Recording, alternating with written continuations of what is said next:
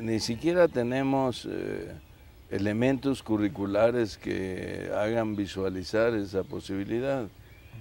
Solo existe una asignatura que se llama Formación Cívica y Ética, que en primaria se toca muy superficialmente y en secundaria se da en 2 grados y que trata lamentablemente puros aspectos, elementos tradicionales, digamos.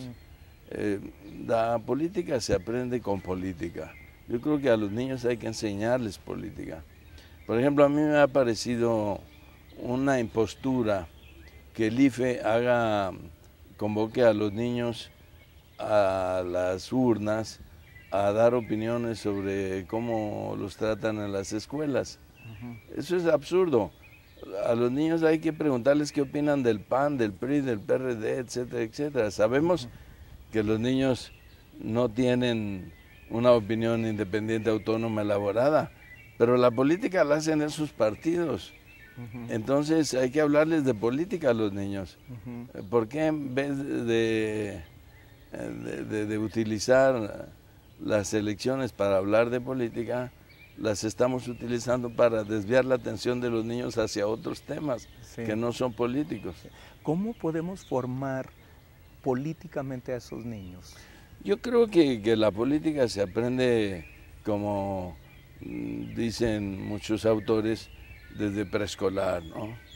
Desde cuando se forma uno en la escuela, hace uno colas para recoger los regalos que nos da el profesor, hasta cuando nos llaman la atención por violar el derecho de privacidad de otro, etcétera, etcétera.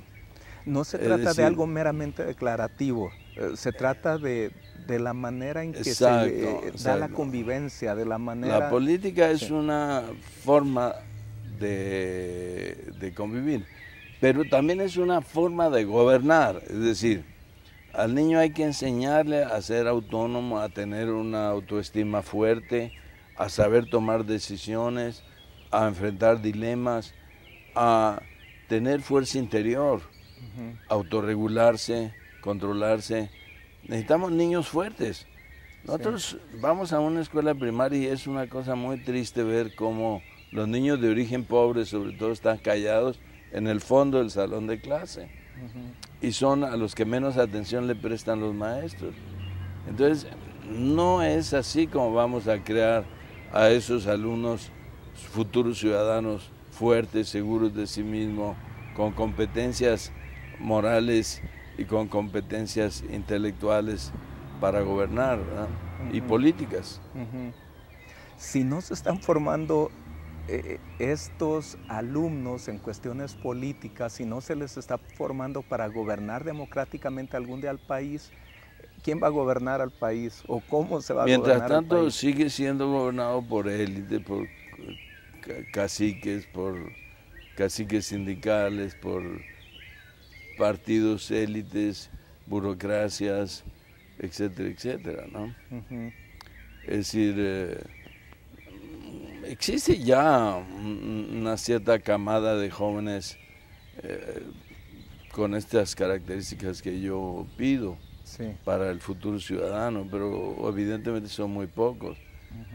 No, nuestra lucha es con el pasado, ¿no? Con una herencia de paternalismo, de clientelismo, de manipulación, de corrupción y de uso excesivo de los medios de comunicación durante las elecciones, etcétera, etcétera.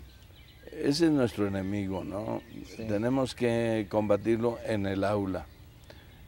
Sorprende que en el aula, por ejemplo, no se analicen los medios de comunicación. Es muy sorprendente que los profesores no traten con los alumnos el impacto que la televisión tiene sobre su público. En fin, etcétera, etcétera, ¿no? Sí.